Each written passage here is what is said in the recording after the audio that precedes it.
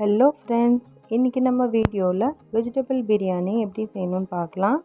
இது 1 kg அளவில் நான் இன்றைக்கி செஞ்சு காமிச்சிருக்கேன். ரொம்பவே ஈஸியான மெத்தடில் உங்கள் கூட ஷேர் பண்ணியிருக்கேன். ஸோ வீடியோவை ஸ்கிப் பண்ணாமல் கடைசி வரைக்கும் பாருங்கள். வீடியோக்குள்ளே போகிறதுக்கு முன்னாடி நம்மளோட சேனலை இப்போ தான் ஃபஸ்ட் டைம் பார்க்குறீங்கன்னா மறக்காமல் சப்ஸ்கிரைப் பண்ணிக்கோங்க. இப்போ ஒரு பிரியாணி பாத்திரம் எடுத்துக்கோங்க. அதில் ஒரு 150 ml அளவுக்கு எண்ணெய் ஆட் பண்ணிக்கோங்க. கூடவே ஒரு 2 டேபிள் ஸ்பூன் அளவுக்கு நெய் ஆட் பண்ணிவிட்டு லவங்கம், பட்டை, ஏலக்காய் 4 ஆட் பண்ணிக்கோங்க. கூடவே பிரிஞ்சி இலையும் ஆட் பண்ணிக்கோங்க. அது நல்லா பொரிஞ்சு வந்ததும் வெங்காயம் ஆட் பண்ணிக்கலாம். வெங்காயம் ஒரு 400 கிராம் அளவுக்கு வெங்காயம் எடுத்துக்கோங்க. அது நல்லா ஃபைனாக சாப் பண்ணி இந்த மாதிரி ஆட் பண்ணிக்கோங்க. வெங்காயம் நல்லா கோல்டன் ப்ரௌன் ஆகிற வரைக்கும் வெயிட் பண்ணலாம்.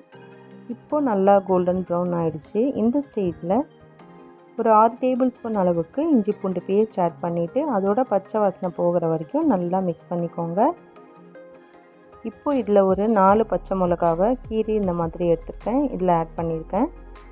இது கூடவே 400 கிராம் அளவுக்கு தக்காளியை ஆட் பண்ணிக்கோங்க. வெங்காயம் எந்த அளவுக்கு எடுக்கிறீங்களோ அதே அளவுக்கு தக்காளி ஆட் பண்ணிக்கோங்க. அப்போ தான் நல்லா டேஸ்ட்டாக இருக்கும். இப்போ நம்மளுக்கு விருப்பமான வெஜிடபிள்ஸ் இதில் ஆட் பண்ணிக்கலாம். நான் இதில் பீன்ஸ், கேரட், உருளைக்கிழங்கு, சோயா சங்க்ஸ் எல்லாமே ஆட் பண்ணியிருக்கேன். உங்களுக்கு தேவையான வெஜிடபிள்ஸ் நீங்கள் இதில் ஆட் பண்ணிக்கலாம். சோயா சங்க்ஸ் ஆட் பண்ணுறதுக்கு முன்னாடி கொஞ்சமாக சுடு தண்ணியில் ஊற வச்சுட்டு அதுக்கப்புறமா நல்லா புழிஞ்சு இதில் ஆட் பண்ணிக்கோங்க.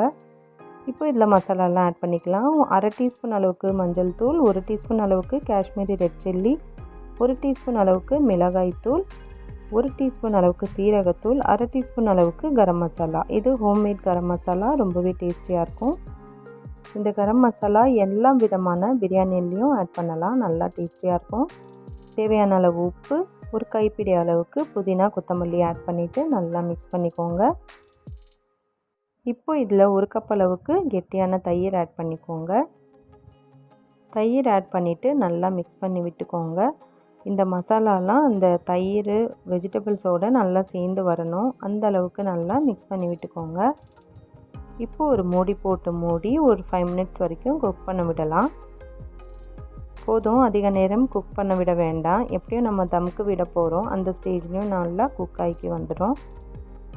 இப்போது இந்த ஸ்டேஜில் நம்ம தண்ணி ஆட் பண்ணிக்கலாம். தண்ணியோட அளவு எப்பயும் சொல்கிற மாதிரி தான். 1 கப் அளவுக்கு அரிசினா 2 கப் அளவுக்கு தண்ணி.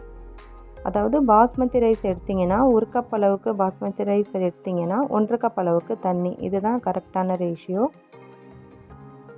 இப்போ தண்ணி நல்லா கொதித்து வந்துடுச்சு. இந்த ஸ்டேஜில் நம்ம ஊற வச்ச அரிசி இதில் ஆட் பண்ணிக்கலாம். நான் ஒரு அரை மணி நேரம் முன்னாடியே அரிசியை ஊற வச்சுட்டேன், அது இப்போ இதில் ஆட் பண்ணியிருக்கேன்.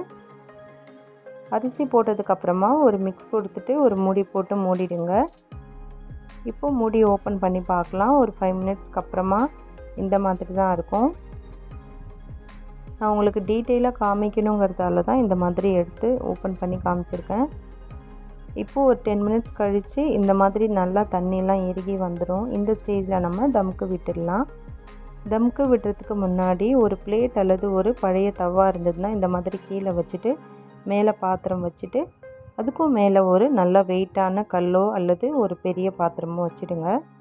ஒரு 15 to 20 மினிட்ஸ் வரைக்கும் இதை டிஸ்டர்ப் பண்ணவே கூடாது. சிம்மில் வச்சுட்டு நல்லா தம்க்கு விட்டிங்கன்னா பாருங்கள், சூப்பரான வெஜிடபிள் பிரியாணி நம்மளுக்கு ரெடி ஆகிடுச்சு.